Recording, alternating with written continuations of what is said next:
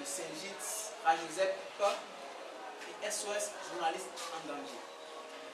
Depuis quelques années, les journalistes togolais font l'objet systématique d'agressions par les forces de l'ordre sur les lieux de reportage, surtout lors des manifestations à caractère politique.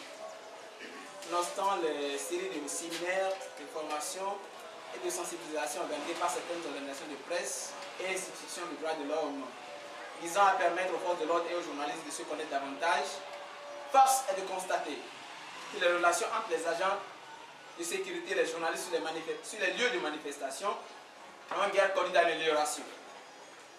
En vue des conditions de vie, en plus, autant pour moi, des conditions de vie et de travail précaires, les journalistes togolais doivent faire face de la part des forces de l'ordre à une violence qui tend à devenir une habitude lors des manifestations publiques. Ainsi, au cours de l'année 2012, plusieurs journalistes ont fait l'objet d'agressions sur les lieux de manifestation par les forces de l'ordre. Le confrère Fredo Atikou, reporter au journal Le Canard Indépendant, et au bimensuel Sika, le 22 mars 2012 a été sauvagement roué de coups, de matraques et de ceintures par les forces de l'ordre au niveau de la direction de Mouve, alors qu'il filmait un incident consécutif à la saisie d'une moto par les policiers lors d'un sitting organisé par les organisations de droits de l'homme pour protester contre la falsification du rapport de la CNDH. Le ministre de la Sécurité et de la Protection civile d'alors, le colonel Nyamal Dokissim Lata, après des excuses aux journalistes, avait promis des enquêtes pour punir les agents qui ont agressé le journaliste. Mais à l'heure où nous sommes, cette promesse est restée sans suite. Le 24 avril 2012, Noël Tadeno, correspondant de l'agence Reuters au Togo, qui faisait son travail lors d'une manifestation à la place de l'Indépendance, a été abordé par le commissaire Sama. Ce dernier, d'un ton assez menaçant, demandait aux journalistes pourquoi il braquait sa caméra sur les forces de sécurité au lieu de filmer les manifestants. À peine le journaliste avait rappelé à son interlocuteur qu'il avait le droit de faire son travail en toute liberté, que le commissaire Sama ordonna à ces éléments de retirer la caméra. Les policiers se sont immédiatement rués sur le journaliste et l'un d'eux lui a asséné de violents coups à la nuque. Le journaliste Noël Tadeno s'est retrouvé au sol dans un état inconscient. Après ce forfait, les forces de sécurité l'ont abandonné tout en emportant sa caméra et celle de Didier Ali, journaliste à TV7. Les caméras de nos confrères n'ont été restituées que plusieurs jours après que le commissaire... en tout cas, les caméras de nos confrères n'ont été restituées que plusieurs jours après. Mais le commissaire Sama et les agents qui ont commis cette agression sont restés impunis jusqu'à ce jour. Le 2 juillet 2012, le confrère Ataï Haït du journal Forum de la Semaine a été violemment bastonné par quelques individus dans les environs de l'hôtel Edaoba, au vu et au su des agents des forces de sécurité arrivés sur les lieux, mais qui sont restés indifférents au sort du journaliste. Le 5 octobre 2012, c'est au tour du journaliste Justin Anani de l'hebdomadaire Crocodile News d'être violemment agressé par le commissaire Barbarim lors d'une manifestation publique dans le quartier de Baie. C'est dans son état d'inconscience totale que le journaliste a été transporté à l'hôpital de Baie pour des soins intensifs, après avoir reçu un violent coup aux côtes de la part de ce commissaire. Face à ces agressions répétitives venant des forces de sécurité et dans la plupart des cas de leurs supérieurs, c'est-à-dire des commissaires de police, face à l'impunité totale dont bénéficient ces agresseurs, et vu le silence des institutions qui ont la responsabilité institutionnelle de protéger les journalistes, en l'occurrence la RAC, les organisations comme le Rajosep, réseau des journalistes pour la paix, le Saint-Gitz, syndicat national des journalistes indépendants du Togo, et SOS Journalistes en danger ont décidé de sortir du silence pour interpeller à travers une série d'actions et pour exiger des excuses publiques de la police, de la gendarmerie nationale, la cessation des agressions contre les journalistes et des sanctions contre les auteurs des agressions. Voilà pourquoi le vendredi 19 octobre 2012, les trois organisations, je veux dire le Saint-Gitz, le Rajosep, SOS Journalistes en danger, appellent le centre de confraternité des radios, des stations radio du pays, a observé une opération silence radio. Ceci de midi et demi à 13h. Le mardi 23 octobre 2012, le Saint-Gitz, le Radio ZEP et SOS Journalistes en danger appelle tous les professionnels de la communication à un sitting pacifique à l'entrée principale du ministère de la Sécurité et de la Protection civile. Les trois organisations se réservent le droit d'organiser d'autres actions d'envergure si le gouvernement ne donne pas une suite favorable aux revendications dans les meilleurs délais. Fait le 17 octobre 2012, signé pour le Saint-Gitz, Maxime Domény, Radio CEP, studio complet, professionnel journaliste en danger, Ferdinand Messanité. Je vous remercie. En dehors des passages à tabac, nous sommes témoins sur le reportage, nous sommes aussi infiltrés. Il y a des gens qui ne sont pas de notre corporation qui s'invitent à nos manifestations, qui s'invitent à des manifestations avec le titre de journaliste. Nous devons y travailler aussi. Et surtout que ces gens-là viennent de la part du pouvoir. Parce que ça aussi, c'est une violence faite aux journalistes. Des gens qui sont étrangers à notre corps, on les envoie nous espionner. Donc il faut que nous prenions tout ça là en compte.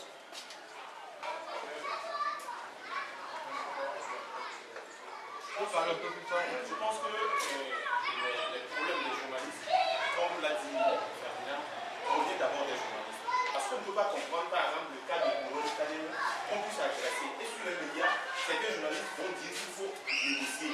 Négocier quoi? Le jour-là, je me rappelle, j'étais sur la table, devant à la table avec deux journalistes qui me disaient non, il faut négocier. On va négocier quoi? Parce que je te pose la question, on va négocier quoi? Je crois qu'il y a de notre devoir, nous-mêmes les journalistes, de faire le ménage dans nos propres rangs. Parce que nous ne pouvons pas aller à des conférences de presse. Nous voyons des gens qui mettent des noms, qui mettent des journaux qui n'existent pas, qui mettent des sites internet qui n'existent pas, et nous les laissons comme ça participer à des conférences de presse. Et c'est comme ça que nous ouvrons la porte à des cafards, à des rats, à toute espèce d'individus. Et ces gens-là, ils ternissent l'image du journaliste togolais. Et quand vous passez quelque part, on dit, vous êtes journaliste, oh, il faut quitter là-bas, c'est toujours vous. Je crois que la police doit être interne d'abord. Nous-mêmes, nous devons nous organiser pour, je ne sais pas quoi dire, pour mettre de l'ordre dans nos propres rangs.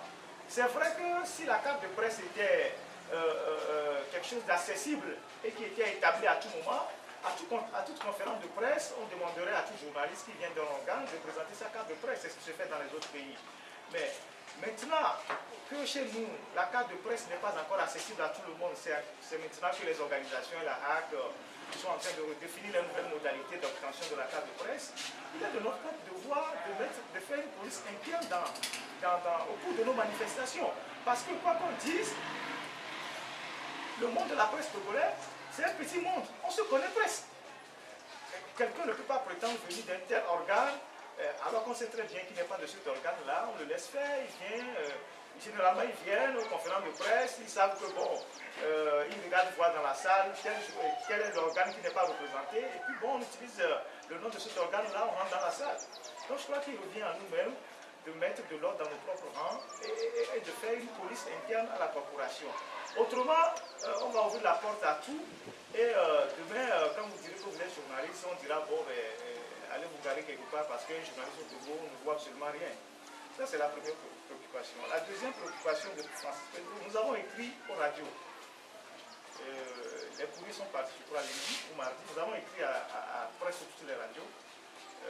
Nous avons, en dehors des lettres que nous avons envoyées à ces radios, au directeur de ces radios, nous avons approché les premiers responsables de ces structures-là pour leur demander de suivre le mot d'ordre par rapport à l'intérêt que cela représente aujourd'hui pour les journalistes. Parce que si vous êtes propriétaire d'une radio et que vous apprenez que vos journalistes sont généralement agressés sur le terrain de reportage, vous ne devez pas être vraiment fiers. Donc aujourd'hui, la sécurité des journalistes sur les lieux de reportage, que ce soit des manifestations à caractère politique ou des manifestations à caractère non politique, concerne l'ensemble de toute la presse togolaise, y compris les patrons de presse.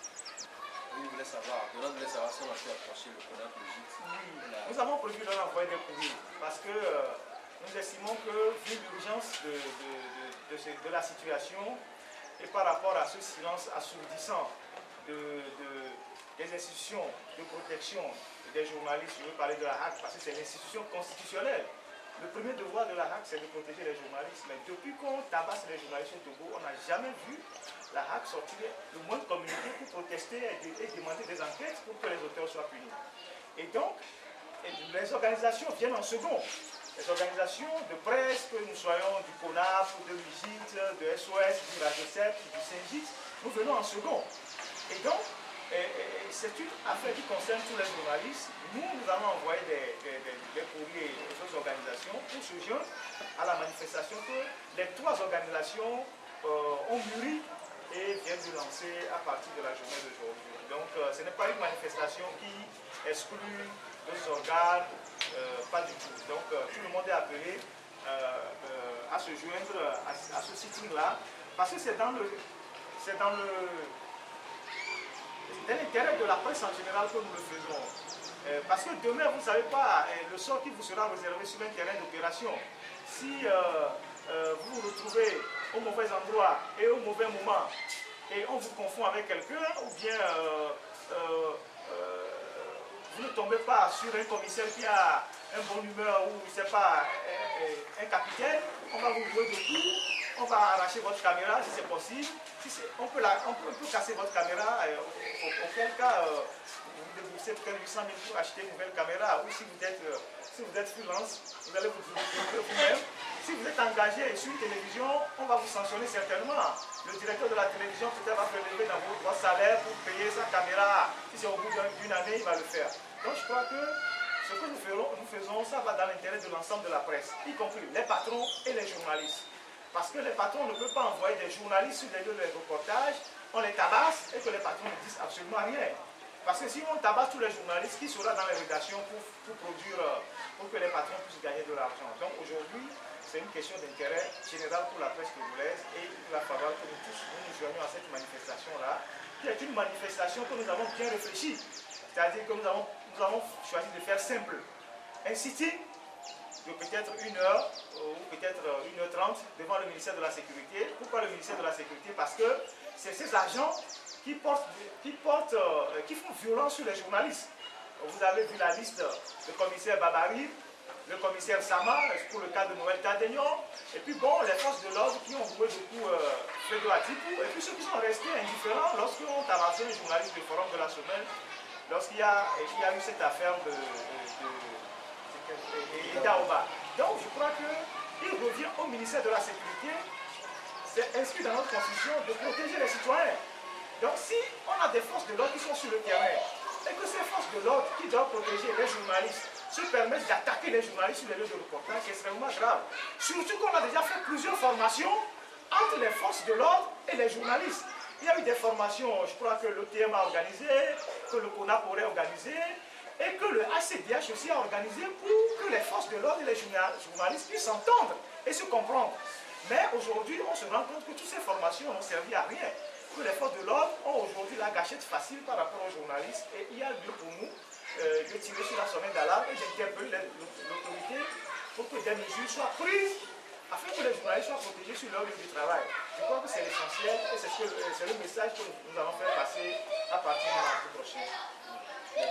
Je crois que Ferdinand a essayé de ramasser un peu toutes les réponses, mais juste un petit complément. On a constaté que ces actions des forces de l'ordre et de sécurité semblent être bien pensées.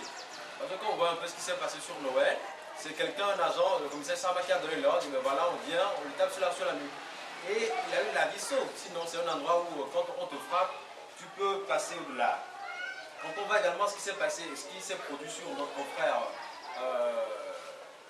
le tout dernier d'ailleurs, Justin Anani, c'est juste parce qu'il y a un autre officier qui voulait m'abattre. Et Justin Nani était un peu mécontent, et puis il est allé chez le commissaire, lui dit, mais voilà, mais c'est quoi cette histoire? Essayez de contrôler un peu vos agents, et du coup, il reçoit un coup. Donc vous voyez un peu les conditions, les circonstances dans lesquelles ces trucs se passent, et on est un peu sidéré de constater que ces mêmes forces de l'ordre ont reçu à peine deux semaines juste avant cette manifestation une formation de terrain, leur montrant un peu comment doivent se faire les répressions ou bien le contrôle des manifestations. Juste pour ajouter que dans le cas d'espèce de Justin Anani, le coup qui lui a été porté par ce commissaire l'a propulsé au sol et l'a rendu inconscient. Et donc c'était un acte criminel. Parce qu'en réalité, pour les gens qui sont désinitiés, comme nous, on sait que dans les arts martiaux, il y a ce qu'on appelle les points vitaux. Ce commissaire lui a frappé sur un point vital. Et sa respiration s'est arrêtée. Il aurait pu en mourir. Et donc c'est un acte criminel. Et ce type qui a été identifié comme tel ne peut pas circuler comme ça librement en ville pendant que ce confrère a été transporté dans un hôpital où il a été réanimé, tout ça. C'est extrêmement grave. Si nous laissons des gens comme ça venir sur des lieux de manifestation, asséner des coups à des points vitaux aux gens, c'est extrêmement grave. Le cas de Noël, c'est à la nuque, c'est un point vital également. Et donc je crois que nous avons intérêt aujourd'hui à dire les choses clairement aux autorités pour que les journalistes soient protégés dans l'exercice de leur activité partout où ils se trouvent sur l'étendue du territoire national. À notre confrère de TV2, au départ, on avait comme l'impression que c'était un manque de formation de la part des agents déployés pour le maintien de l'ordre. Mais il y a eu d'autres formations qui ont comblé le vide. Je vous donne juste 3 exemples. Au départ, au moment chaud des répressions en 2010, j'étais sur le terrain avec une conseillère qui s'appelle Fabi Kwasi, il y a un commissaire qui tire sur nous des grenades lacrymogènes. Alors qu'on était bien en gilet. On va vers lui après, on lui demande, commissaire, on est bien pourtant en gilet, on est des journalistes. Il dit, mais écoutez, vous allez disparaître parce que c'est vous qui amenez les jeunes à se regrouper à Kodiandi. Ça, c'est un. Secondo, j'étais également à Kodiandi en train de couvrir une répression. Il y a d'autres journalistes qui étaient témoins. Il y a un autre qui avait son lance-grenade qui était bien pointé sur moi. Je ne savais rien du tout. Il aura fallu que d'autres confrères qui étaient derrière m'entraînent, mais c'est un journaliste. Et j'ai sursauté, je me retourne, je le regarde, mais je suis journaliste. Parce que j'ai été un peu, je tombais d'ému, quoi. Je suis journaliste. Tu sais la réponse qu'il m'a donnée. Et puis après, donc vous comprenez un peu que ces gens-là, c'est autrement en fait dans leur tête. Au-delà de cela également, le comportement sur le terrain. Je parlais également du 5 octobre, où j'étais là, enfin moi je m'étais un peu démarqué parce que au niveau de la station Shell, ils interpellaient 2 jeunes qu'ils violentaient. Je me suis démarqué un peu pour aller prendre les photos et voilà un qui s'approchait de moi, qui me menaçait, mais non, toi, ne filme pas, je vais tabasser tout et tout. Et c'est là qui a mis le courroux au sein des confrères et c'est par cela que ben voilà, Justin Anani reçoit un coup à son thorax. Donc dans ces circonstances-là, quand vous êtes sur le terrain, vous comprenez un peu que ce n'est véritablement pas un problème de formation, mais ça a comme l'air d'être une intention préméditée. Sinon, venir puis donner un coup, ce n'est pas qu'on est énervé, ou bien venir puis donner un coup sur la lutte d'un journaliste. Ça ne se passe nullement. Enfin, nulle part. Et même quand vous allez sur le terrain, sur les reportages, moi j'ai su un peu cette formation à l'extérieur par rapport à comment couvrir sa manifestation rue, mais vous comprenez un peu même qu'il y a des hommes, je crois que Fredo également en est témoin, des gens qui viennent, au-delà du fait qu'on a des gilets d'identification, il y a des gens qui mettent juste du gilet kaki et ils se font passer pour des journalistes, alors que ça ne se passe pas dans un pays démocratique, dans un pays responsable, ça ne se passe nulle part. Où un agent d'être déplacé sur le terrain pour filmer, il est identifié comme tel. C'est bien écrit qu'il est un agent de la police, il vient et il est autorisé à porter l'arme sur lui. Ouais, mais on ne voit pas ces trucs-là sur le terrain et même il y a des gens qui utilisent nos confrères, qui vous prennent en image et qui leur envoient. Pour le moment, ce n'est pas encore notre lutte. Notre lutte, c'est d'amener ces gens-là à comprendre que sur le terrain de reportage, nous ne sommes pas des ennemis. S'ils veulent faire le travail en brutalisant les manifestants, nous, notre travail, c'est de filmer et de montrer. À chacun juste de faire son travail.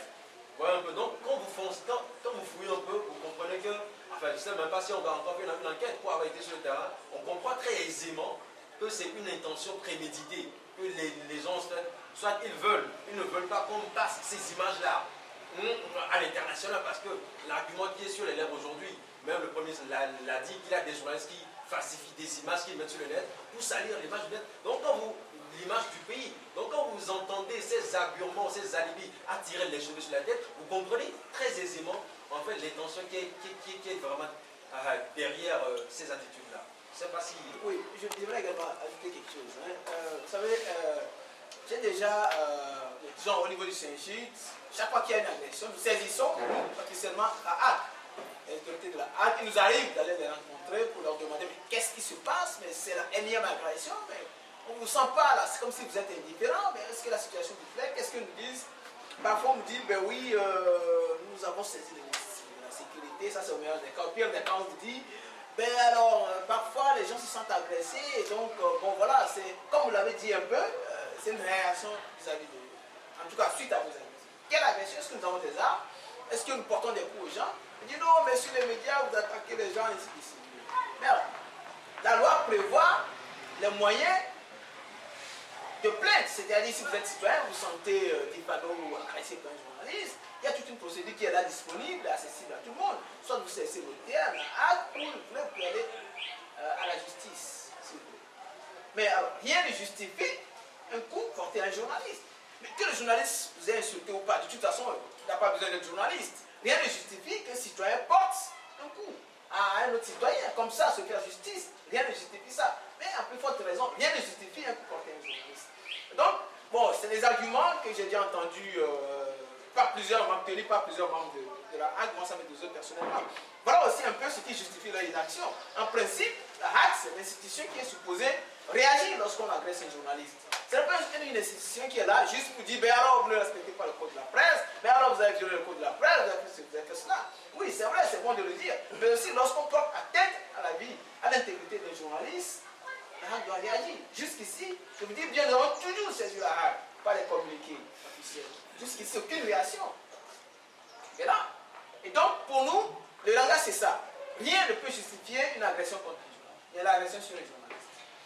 Si vous avez quelque chose à repenser à un journaliste, alors vous avez des moyens, vous avez des cadres qui sont disponibles, qui ont été prévus par la loi, vous irez vous plaindre. Mais rien ne peut justifier l'agression sur un journaliste. Que cela vienne d'un agent, d'un militant, d'un officier, je ne sais pas quoi, rien ne doit justifier l'agression sur un journaliste. Voilà ce que je voulais ajouter.